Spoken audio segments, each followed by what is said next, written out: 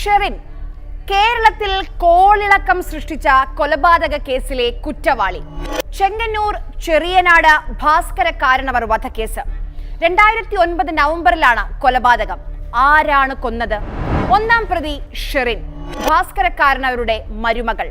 മറ്റു പ്രതികൾ ബാസിത്ത് അലിയും നിധിനും ഷാനു റഷീദും. എല്ലാവരും ഷെറിന്റെ സുഹൃത്തുക്കൾ. ആദ്യം മോഷണ ശ്രമത്തിനിടെ നടന്ന കൊലപാതകമെന്ന് സംശയിച്ചു.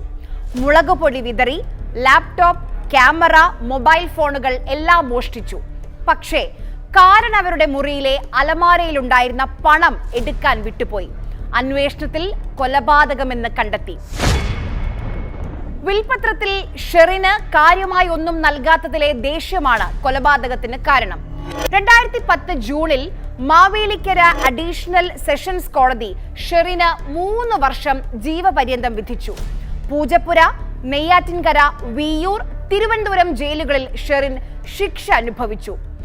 ആ ഷെറിൻ ഇന്ന് സ്വതന്ത്രയാണ്. എന്തുകൊണ്ട്? നമ്മുടെ സർക്കാർ തീരുമാനിച്ചു ഷെറിൻ മാനുഷിക പരിഗണന അർഹിക്കുന്നുവെന്ന്. എന്താണ് സർക്കാരിന്റെ വാദങ്ങൾ? 1. 14 വർഷത്തെ ശിക്ഷ, തടവ് ശിക്ഷ ഷെറിൻ പൂർത്തിയാക്കി. 2. കുടുംബിനി എന്ന നിലയിലുള്ള പരിഗണന. 3. മാനുഷിക പരിഗണന. ഷെറിനെ മോചിപ്പിക്കാൻ സംസ്ഥാന സർക്കാർ ഗവർണറോട് ശുപാർശ ചെയ്തു. ആദ്യം ഗവർണർ ഈ ശുപാർശ നിരസിച്ചു. സർക്കാർ അതിവേഗം പിന്നെ ഇടപെട്ടു.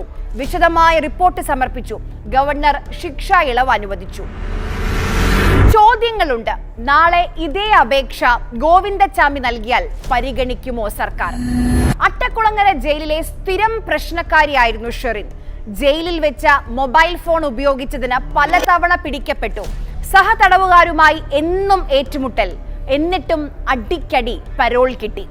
ജീവപര്യന്തം സുപ്രീം കോടതി വരെ ശരിവെച്ചതാണ്.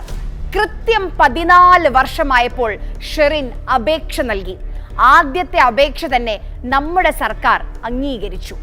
ജയിലിൽ പോലും VVIP പരിഗണന.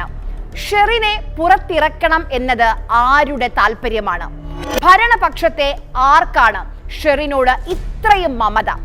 ആവർത്തിച്ചുള്ള അച്ചടക്ക ലംഘനങ്ങൾ കണ്ടില്ല എന്ന് നടിച്ച് നല്ല നടപ്പിനുള്ള സർട്ടിഫിക്കറ്റ് നൽകിയത് ആരുടെ ശുപാർശ പ്രകാരം?